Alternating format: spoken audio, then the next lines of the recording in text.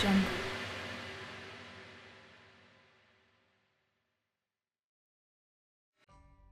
अस्सलाम वालेकुम प्यारे दोस्तों, जुल्फ़ी नॉलेज लैंड वर्ल्ड में खुश आमदीद। सुल्तान सलाहुद्दीन अय्यूबी रहमतुल्लाह अलैह, सुल्तान नूरुद्दीन जंगी रहमतुल्लाह अलैह की तकलीद में दूसरे दरबारी भी खड़े हो गए। वो भी दबी दबी आवाज़ में अपने अल्लाह की किबरियाई बयान कर रहे थे। मुजाहिदीन इस्लाम को ये अज़ीम शान फ़तह मुबारक हो, ये कहकर सुल्तान नूरुद्दीन जंगी रहमतुल्लाह अलैह दोबारा तख्त पर बैठ गए। मुसलमान सिपाही जंजीरों में जकड़े हुए जोलसन को लेकर आगे बढ़े और तख्ते सुल्तानी के करीब पहुंचकर रुक गए। अब जोलसन सानी और सुल्तान नूरुद्दीन जंगी के दरमियान सिर्फ 2 गज का फासला हायल था। यकयक सुल्तान ने इंतहाई कहरनाक लहजे में जोलसन को मुखातिब करते हुए कहा, मेरे मरहूम और मगफूर वालिद तो तेरे सवाल का जवाब नहीं दे सकते, मगर इनका फर्जंद नूरुद्दीन महमूद तेरी हर बात का जवाब दे सकता है। ये जोलसन सानी की जिल्लत आमेज हरकत की तरफ इशारा था जब ईसाई हुक्मरान एडिसिया के मजबूर और मासूम शहरियों को कत्ल करते हुए सुल्तान अमादुद्दीन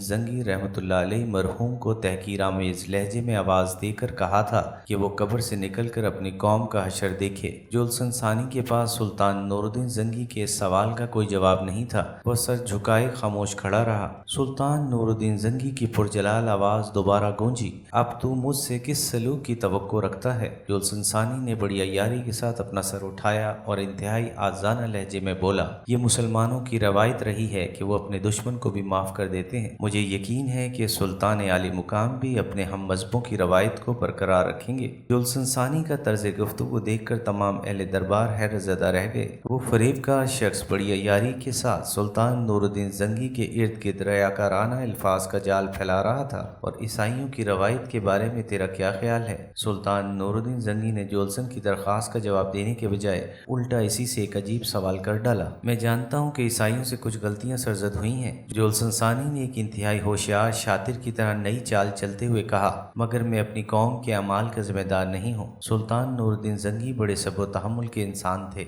मगर जोलसन सानी की बात सुनकर शोले की तरह भड़क उठे। तेरा अपना अमालनामा इन लोगों से कम स्याह नहीं है। सुल्तान आली मुकाम, मैं अपने इसी स्याह अमालनामे का जिक्र करने वाला था कि आपने दरमियान से मेरी बात काट दी। जोलसन सानी के फितना गर्ज ज़हन ने एक और करवट ली। मैं खुदावंद खुदा को दरमियान मिलाकर अपने तमाम साबका गुनाहों से ताइब होता हूँ और यकीन दिलाता हूँ कि आइंदा एक गोशा नशीन राहिब की तरह जिंदगी बसर करूंगा और किसी सलीबी जंग क्रोसेट में हिस्सा नहीं लूंगा। मुझे माफ कर दिया जाए। सुल्तान ज़ीशान के अफवा दरगुजर इस्लाम की भी शान है और आपकी भी। तमाम अहले दरबार जोलसन की मकारियों पर हैरान हो रहे थे। इससे पहले कि सुल्तान नूरुद्दीन महमूद जंगी जोलसन की किसी बात का जवाब देते, काजी शहर इब्ने अरसून अपनी नशिस्त पर खड़े हो गए और सुल्तान नूरुद्दीन जंगी को मुखातिब करके बोले, सुल्तान मोहतरम, मैं इस कता कलामी और मदाखलत के लिए माजरत ख्वाह हूँ। काजी इब्ने अरसून का लहजा बहुत नरम व शीरी था। सुल्तान नूरुद्दीन जंगी ने हैरत से काजी शहर की तरफ देखा, फिर मुअद्दिब लहजे में कहने लगे, फरमाइए काजी साहब, आप क्या कहना चाहते हैं? सुल्तान नूरुद्दीन जंगी इब्ने अरसून के इल्म व फजल की वजह से इनका बेहद एहतराम करते थे। यकयक इब्ने अरसून के चेहरे का रंग मुतगय्यर हो गया। बड़ी से बड़ी तकलीफ और बीमारी में पुरसकून रहने वाला काजी इस वक्त हालत जलाल में था और शिद्दत जज्बात से इब्ने अरसून का चेहरा सुर्ख हो रहा था। मिल्लत इस्लामिया के दुश्मन ने बड़ी मक्कारी और बेहयाई के साथ एतराफ़ किया है कि माजी करीब में ईसाइयों ने मुसलमानों के साथ कुछ ज्यादतियाँ की हैं। काजी इब्ने अरसून ने जोलसन सानी की तरफ इशारा करते हुए कहा, इससे बड़ा जुल्म और क्या होगा कि वहशत और दरिंदगी को ज्यादती कहा जाए। ये कहकर काजी इब्ने अरसून चंद लम्हों के लिए खामोश हो गए। पूरे दरबार पर गहरा सकूत तारी था। सुल्तान नूरुद्दीन जंगी शदीद हैरत के आलम में काजी इब्ने अरसून की तरफ देख रहे थे। यकयक इब्ने अरसून ने अपने खड़ा होने का जाविया तब्दील किया और सुल्तान नूरुद्दीन जंगी से मुखातिब हुए। यह आज से 47 साल पहले का वाक़या है कि जब सुल्तान मौसूफ पैदा भी नहीं हुए थे और ख़ुद ये गुनाहगार काजी इब्ने अरसून जो अहले दरबार के सामने खड़ा है इस वक्त मुश्किल से 4-5 साल का होगा। अहले दरबार की हैरत में मजीद इजाफा हो गया था। वो पलकें झपकाए बगैर काजी इब्ने अरसून के नूरानी चेहरे की तरफ देख रहे थे जो किसी खास राज का इंकशाफ करने वाले थे। ये वाक़या मैंने पूरी तफसील के साथ अपने वालिद मरहूम की ज़बानी सुना है। काजी इब्ने अरसून نے سلسلہ کلام جاری رکھتے ہوئے کہا، وہ اہل اسلام کے لیے بڑا سنگین وقت تھا جب ایک اللہ، ایک رسول صلی اللہ علیہ وسلم اور ایک کتاب کے ماننے والے گروہ در گروہ تقسیم ہو گئے تھے۔ اس وقت مصر پر فاطمی خلیفہ ابوالقاسم کی حکمرانی تھی۔ مصر کا یہ حکمراں اپنی ہمسایہ مسلمان حکومتوں کا شدید دشمن تھا۔ اس کو عباسی حکمراں سے کوئی ہمدردی نہیں تھی، اور یہی حال عباسی حکمراں کا تھا کہ وہ فاطمی خلیفہ کے لیے اپنے دل میں کوئی نرم گوشہ نہیں رکھتا تھا۔ اپنے ہم مذہبوں سے فاطمی خلیفہ کے بغض و عناد کا یہ عالم تھا کہ وہ آل سلجوق کا نام سننا بھی گوارا نہیں کرتا تھا۔ یہ کہتے کہتے شدت کرب سے قاضی ابن ارسون کا سرخ چہرہ دھواں دھواں نظر آنے لگا۔ مسلمانوں کے اسی انتشار اور اختلاف سے صلیبیوں نے بھرپور فائدہ اٹھایا۔ قاضی ابن ارسون اداس لہجے میں ماضی قریب کے مسلمانوں کی تاریخ بیان کر رہے تھے۔ رجب 462 ہجری میں صلیبیوں نے مسلمانوں کے خلاف ایک خوفناک منصوبہ ترتیب دیا اور 50,000 منتخب عیسائی سپاہیوں کا لشکر لے کر یروشلم کی طرف بڑھے۔ اس وقت فاطمی خلیفہ ابوالقاسم کی طرف سے افتخار الدولہ یروشلم کا حاکم تھا۔ اس کے جاسوسوں نے صلیبیوں کی یلغار کی خبر دی۔ حاکم یروشلم افتخار الدولہ نے ایک لمحہ ضائع کیے بغیر اپنے ایک معتبر قاصد کو خط دے کر فاطمی خلیفہ ابوالقاسم کی طرف روانہ کیا۔ ایک خفیہ اجلاس میں افتخار الدولہ کا خط پڑھا گیا۔ حاکم یروشلم نے فاطمی خلیفہ کو مخاطب کرتے ہوئے صاف صاف تحریر کر دیا تھا، امیر المومنین کو معلوم ہونا چاہیے اس بار صلیبیوں کے ارادے بہت زیادہ خطرناک نظر آ رہے ہیں۔ ان کے ساتھ کتنی فوج ہے اس کا اندازہ یروشلم کے قلعے میں بیٹھ کر نہیں کیا جا سکتا۔ پھر بھی میرے جاسوسوں کی اطلاع کے مطابق عیسائی سپاہیوں کی تعداد ہم سے کہیں زیادہ ہے۔ میں امیر المومنین سے درخواست کروں گا کہ اس نازک صورتحال پر فوری توجہ دیتے ہوئے یروشلم کی حفاظت کے لیے مزید فوج فراہم کی جائے۔ اگر میری اس التجا پر بلا تاخیر عمل نہ کیا گیا تو پھر اللہ ہی جانتا ہے کہ یروشلم پہ بسنے والے مسلمانوں پر قیامت کس انداز میں نازل ہو۔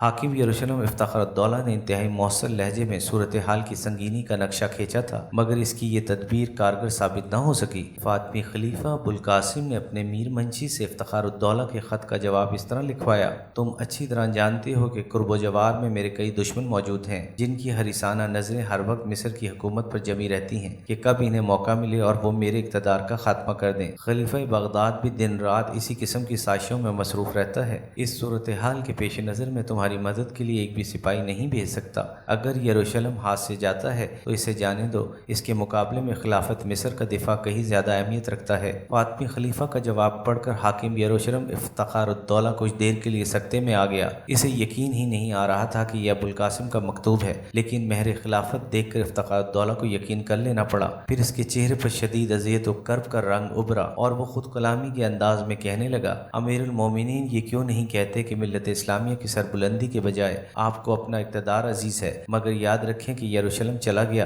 تو پھر کچھ بھی باقی نہیں بچے گا۔ پھر وہی ہوا۔ 50,000 سپاہیوں پر مشتمل صلیبی لشکر یروشلم کی دیوار کے نیچے آ کر جمع ہونے لگا۔ صلیبیوں کو اس بات پر بڑی حیرت تھی کہ وہ کسی مزاحمت کے بغیر شہر کی فصیل تک پہنچ جائیں گے۔ افتخار الدولہ شہر سے باہر نکل کر عیسائیوں کی پیش قدمی کو روک سکتا تھا، مگر بدقسمتی سے اس کے پاس صرف 1,000 سپاہی تھے۔ جنگی اصولوں کے مطابق دونوں فوجوں میں کوئی تناسب و توازن ہی نہیں تھا، اس لیے افتخار الدولہ نے دفاعی حکمت عملی اختیار کی۔ یہ کہہ کر قاضی ابن ارسون کچھ دیر کے لیے خاموش ہو گئے۔ حاضرین کا گہرا سکوت دیکھ کر دربار شام پر کسی قبرستان کا گمان ہوتا تھا۔ سلطان نور الدین زنگی بھی تصویر حیرت بنے ہوئے قاضی ابن ارسون کی گفتگو سن رہے تھے۔ مختصر سکوت کے بعد قاضی ابن ارسون دوبارہ سلطان نور الدین زنگی سے مخاطب ہوئے: سلطان محترم، اس خورنگ اور المناک واقعے کی باقی تفصیلات اس طرح ہیں کہ شہر یروشلم کا محاصرہ کرنے کے بعد صلیبی فوج کے سالار نے اپنے قاصد کو یہ پیغام دے کر افتخار الدولہ کے پاس بھیجا: اگر تم لوگ جنگ کیے بغیر ہتھیار ڈال دو تو ہم تمہیں مکمل امان بخش دیں گے۔ عیسائی قاصد کے لہجے سے اس قدر غرور و تکبر چھلک رہا تھا کہ جیسے وہ اہل ایمان کی تقدیروں کا مالک ہے۔ 3 خداؤں کے ماننے والوں کو معلوم ہونا چاہیے کہ ہم خدائے واحد پر ایمان رکھتے ہیں۔ حاکم یروشلم کے لہجے سے غرور و تکبر کے بجائے جلال ایمانی کا اظہار ہو رہا تھا۔ عیسائیوں کے عقائد کے مطابق 3 خدا ہیں، ایک مقدس باپ خدا، دوسرا مقدس بیٹا حضرت عیسیٰ علیہ السلام اور تیسرا روح القدس حضرت جبرائیل علیہ السلام۔ اسی کو نظریہ تثلیث کہتے ہیں۔ اور افتخار الدولہ نے عیسائی قاصد کے سامنے اسی طرح اشارہ کیا تھا: اپنے سالار کو بتا دینا کہ مجاہدین اسلام ہتھیار نہیں ڈالتے، یا تو وہ فتح حاصل کرتے ہیں یا پھر ان کے کٹے ہوئے سر نیزوں پر بلند کیے جاتے ہیں۔ اللہ نے اہل ایمان کے لیے ہر حال میں سربلندی رکھی ہے۔ افتخار الدولہ کا جواب سن کر عیسائی قاصد سراسیمہ نظر آنے لگا۔ پھر جب وہ واپس جا رہا تھا تو یروشلم میں رہنے والے ایک عیسائی نے اسے اپنی زبان میں یہ راز بتا دیا کہ مسلمان فوجیوں کی تعداد بہت کم ہے۔ عیسائی قاصد نے افتخار الدولہ کے جواب کے ساتھ ساتھ اپنے سالار کو یہ خفیہ اطلاع بھی فراہم فراہم کر دی کہ حاکم یروشلم کی دفاعی قوت نہ ہونے کے برابر ہے۔ دوسرے دن عیسائی سالار نے اپنے سپاہیوں کو جمع کر کے مختصر خطاب کیا، میں تمہیں صرف 3 دن کی مہلت دیتا ہوں، اس عرصے میں شہر کی تمام دیواریں گرا دو اور فاتحانہ شان کے ساتھ اندر داخل ہو جاؤ۔ عیسائی سپاہی کثرت تعداد کے نشے سے سرشار تھے، اس لیے انہیں پورا یقین تھا کہ وہ مختصر سے عرصے میں مسلمانوں کے انتہائی قلیل لشکر کو شکست دے کر یروشلم کے پورے شہر پر قابض ہو جائیں گے۔ مگر عیسائی سپاہیوں کی یہ خوش فہمی اس وقت دور ہو گئی جب سینکڑوں صلیبیوں کی بھیڑ چڑھانے کے باوجود چند گز کا علاقہ بھی فتح نہ کر سکے۔ ایپیسوڈ 6 اختتام پذیر ہوئی۔